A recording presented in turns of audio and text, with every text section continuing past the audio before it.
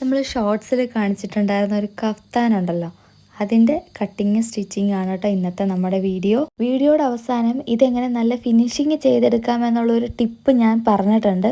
ആ ഒരു കാര്യം ഭയങ്കര ഇമ്പോർട്ടൻ്റ് ആയിട്ടുള്ളതാണ്. ഈ ഒരു കഫ്താൻ്റെ ഏറ്റവും വലിയ പ്രത്യേകത എന്താണെന്നറിയോ? നിങ്ങൾക്ക് ചെറുതായിട്ടാണെങ്കിലും തയ്ക്കുന്നതിനെ കുറിച്ചൊരു ഐഡിയ ഉണ്ടെങ്കിൽ തന്നെ, ഈവൻ ദോ ഐഡിയ ഇല്ലെങ്കിൽ കൂടെയും ഒന്ന് ശ്രമിച്ചാൽ നടക്കാവുന്ന ഒരു ഡ്രസ്സാണ് കഫ്താൻ. അതുപോലെ തന്നെ ഇടാനും നല്ല കംഫർട്ടാണ്, നല്ല സുഖമാണ്. മെലിഞ്ഞവർക്കൊന്നോ വണ്ണമുള്ളവർക്കൊന്നോ ആർക്കും ഇടാം. അപ്പോൾ ഈ ഫാബ്രിക് എന്ന് പറയുന്നത് മൊഡാൽ സിൽക്കിൻ്റെ ഒരു ദുപ്പട്ടയാണ്. ഞാനിത് മേടിച്ചിട്ടുണ്ടായിരുന്നത് എൻ ഡിസൈനിൽ നിന്നാണ്. എൻ ഡിസൈന് ഓൺലൈനായിട്ടും ഓഫ്ലൈനായിട്ടും ഒക്കെ ഷോപ്പിംഗ് അവൈലബിൾ ആണ്.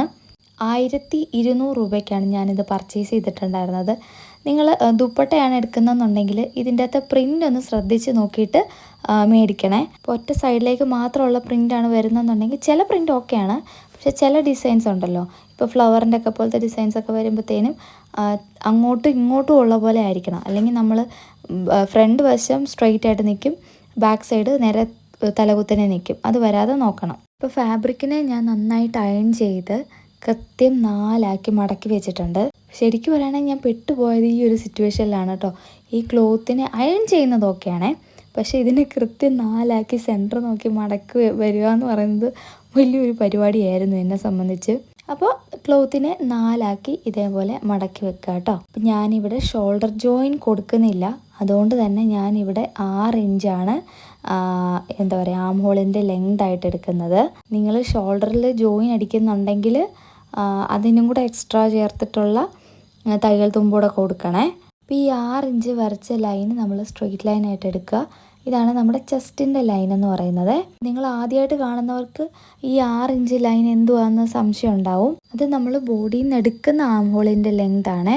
നിങ്ങൾ ഷോൾഡർ തൊട്ട് നിങ്ങളുടെ കക്ഷക്കുഴി വരുന്നിടം വരെ ഇങ്ങനെ സ്ട്രെയിറ്റ് ആയിട്ട് പിടിക്കുമ്പോൾ, അതായത് റൗണ്ടായിട്ട് പിടിക്കുമ്പോൾ ഉള്ള മെഷർമെൻ്റ് അല്ല, സ്ട്രെയിറ്റ് ആയിട്ട് പിടിക്കുമ്പോൾ ഉള്ള മെഷർമെൻ്റ് ആണ്.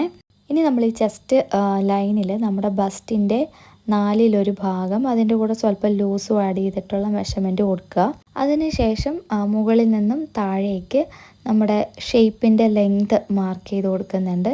എന്നിട്ട് ഈ ലൈനിൽ നമ്മുടെ ഷേപ്പിൻ്റെ വിഡ്ത്തും കൂടെ മാർക്ക് ചെയ്യുക. അപ്പോൾ അതിൻ്റെ ഒരു ഏകദേശ കാൽക്കുലേഷൻ എങ്ങനെയാണെന്ന് ചോദിച്ചാൽ, ഇപ്പോൾ 33 നിങ്ങളുടെ ചെസ്റ്റിൻ്റെ മെഷർമെൻ്റ് എന്ന് വിചാരിക്കുക.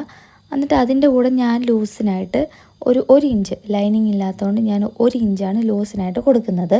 എന്നിട്ട് അതിൻ്റെ 4/1 ഭാഗം കണ്ടുപിടിക്കുന്നു. അപ്പോൾ 33ൻ്റെ കൂടെ 1 ഇഞ്ച് ആഡ് ചെയ്യുമ്പോൾ 34, എന്നിട്ട് അതിൻ്റെ 4/1 ഭാഗം കണ്ടുപിടിക്കുന്നു, അതിനെ മാർക്ക് ചെയ്യുന്നു. ഇതേപോലെ തന്നെയാണ് താഴേക്കുള്ള മെഷർമെൻറ്റ്സ് എല്ലാം നമ്മൾ കൊടുക്കുന്നത്. ഇപ്പോൾ വേസ്റ്റിൻ്റെ മാർക്കിങ്ങിൽ ഞാൻ ടക്കിന് വേണ്ടിയിട്ടൊരു 3/4 ഇഞ്ച് എക്സ്ട്രാ കൊടുത്തിട്ടുണ്ടായിരുന്നേ. പിന്നെ അടുത്ത മെഷർമെൻ്റ് എന്ന് പറഞ്ഞാൽ ഹിപ്പിൻ്റെ ലെങ്ത്, ഷോൾഡറിൽ നിന്ന് ഹിപ്പ് വരെയുള്ള മാർക്കിങ് ചെയ്ത് കൊടുത്തിട്ട് അവിടുത്തെ വണ്ണവും നമ്മൾ മാർക്ക് ചെയ്ത് കൊടുക്കണം.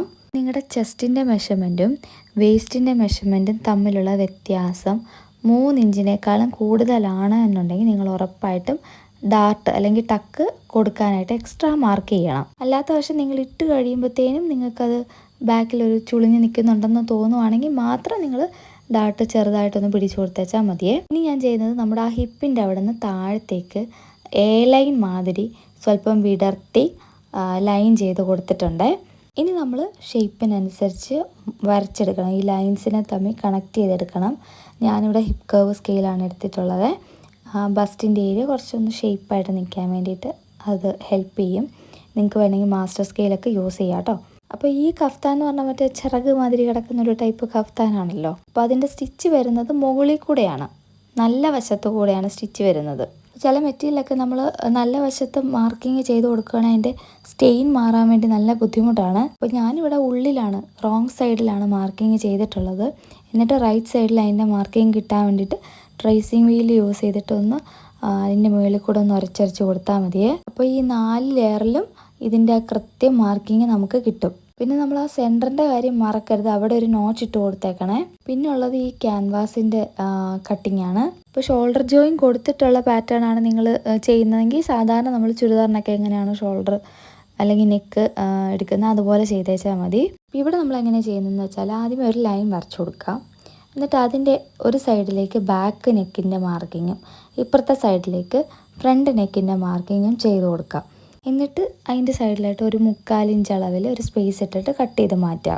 വേറെ ഒരു വ്യത്യാസവും ഇല്ല. നടുക്കത്തെ നമ്മൾ 1/2 ഇഞ്ചിൻ്റെ ആ ഒരു സംഭവം ഇവിടെ മാറുന്നു എന്നുള്ളത് മാത്രമേ ഉള്ളൂ. ഞാൻ ഇവിടെ ഫ്രണ്ടിലെടുത്തിരിക്കുന്നത് 7 ഇഞ്ചിൽ വരുന്ന ഒരു കേർവ്ഡ് വി ഷേപ്പാണ്. ബാക്ക് സൈഡിൽ ഒരു 2.5 എടുത്തിട്ടുള്ള ഒരു യു ഷേപ്പും.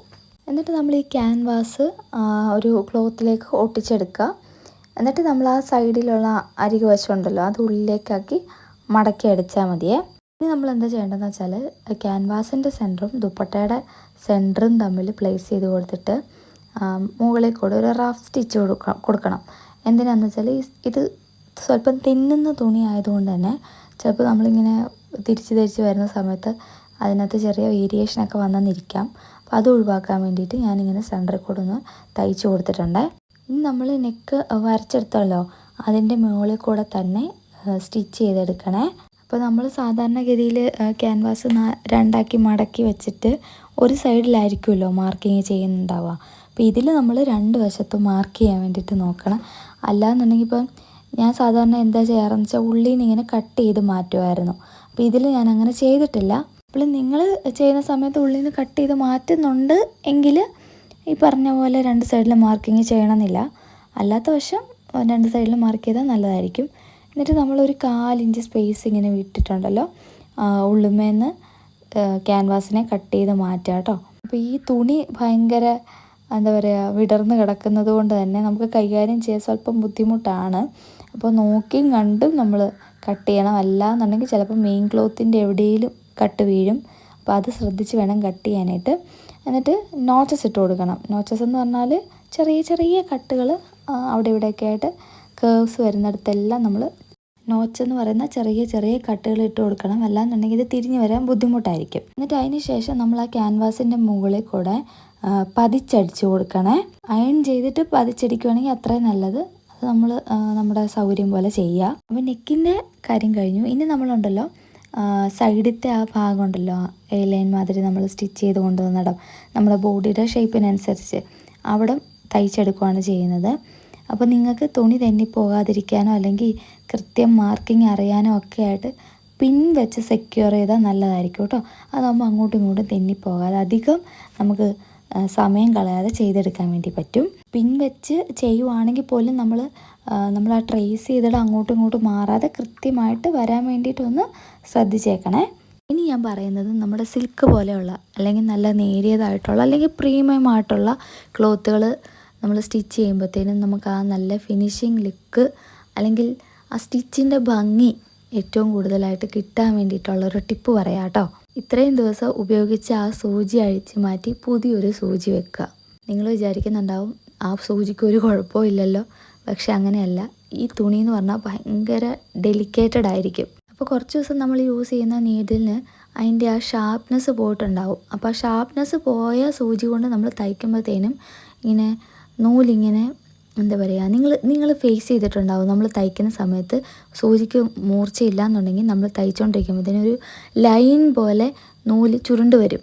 അത് ആ ക്ലോത്തിൻ്റെ ഇഴേനെ ഡാമേജ് ചെയ്യുന്നതാണ്. ഇങ്ങനെ സൂചി മൂർച്ചയില്ലാതെ വരുമ്പോൾ സൂചി താഴേക്ക് ഇറങ്ങുമ്പോൾ അതിൻ്റെ ഒരു ഇഴ ഇതിൻ്റെ ഉള്ളിൽ പെട്ടിട്ട് അതുമായിട്ട് താഴേക്ക് പോകുമ്പോൾ സ്വാഭാവികമായിട്ട് അത് വലിഞ്ഞു പോകും. അതുമാത്രമല്ല സൂചി മാറിയതിന് ശേഷം ഡയറക്റ്റ് ഈ തുണിയിലേക്ക് തയ്ക്കുകയല്ല ചെയ്യേണ്ടത്. വേറൊരു ക്ലോത്തിലൊന്ന് സ്റ്റിച്ച് ചെയ്ത് നോക്കിയിട്ട് കറക്റ്റാണ്, സ്റ്റിച്ച് കുഴപ്പമൊന്നുമില്ല എന്ന് ഉറപ്പാക്കിയിട്ട് മാത്രം ഈ തുണിയിലേക്ക് അടിച്ചാൽ മതി. അല്ലാത്ത പക്ഷം ചിലപ്പോൾ ക്ലോത്തിന് ഡാമേജ് കയറി വരും. മനസ്സിലായില്ലേ? ഇപ്പോൾ അവിടെ ഇവിടെ ചുളിഞ്ഞ് നിൽക്കും, ത്രെഡ് ഇങ്ങനെ ചുരുണ്ട് കൂടി നിൽക്കും, തയ്ച്ചട അത്ര നീറ്റായി വരത്തില്ല, അങ്ങനെയുള്ള കാര്യങ്ങളൊക്കെ സംഭവിക്കും. അതുപോലെ തന്നെ ഞാൻ പറഞ്ഞില്ലേ, നമ്മൾ പിന്ന് വെച്ച് മാർക്ക് ചെയ്തെടുത്തൂടെ ഒന്ന് കൊളുത്തി വെക്കുവാണെങ്കിൽ നമുക്ക് ഈസി ആയിട്ട് ചെയ്തെടുക്കാൻ വേണ്ടി പറ്റുമെന്ന്. ആ പിന്ന് കുത്തുന്ന സമയത്തും ക്ലോത്തിന് ഡാമേജ് വരാതെ സൂക്ഷിക്കണേ. അപ്പോൾ നിങ്ങൾക്ക് നമ്മുടെ വീഡിയോ ഇഷ്ടപ്പെട്ടിട്ടുണ്ടായിരിക്കുമെന്ന് ഞാൻ പ്രതീക്ഷിക്കുന്നു. വീഡിയോ നിങ്ങൾക്ക് യൂസ്ഫുൾ ആയി എന്ന് തോന്നുവാണെങ്കിൽ ഒന്ന് ലൈക്ക് ചെയ്ത് സപ്പോർട്ട് ചെയ്യുക. ടൈലറിങ് റിലേറ്റഡ് ആയിട്ടുള്ള കണ്ടൻറ്റുകൾ കാണാൻ താല്പര്യമുണ്ടെങ്കിൽ നമ്മുടെ ചാനലും കൂടെ ഒന്ന് സബ്സ്ക്രൈബ് ചെയ്തേക്കുക. അടുത്തൊരു വീഡിയോ ആയിട്ട് ഞാൻ വേഗം വരാം. അതുവരേക്കും ടാറ്റാ.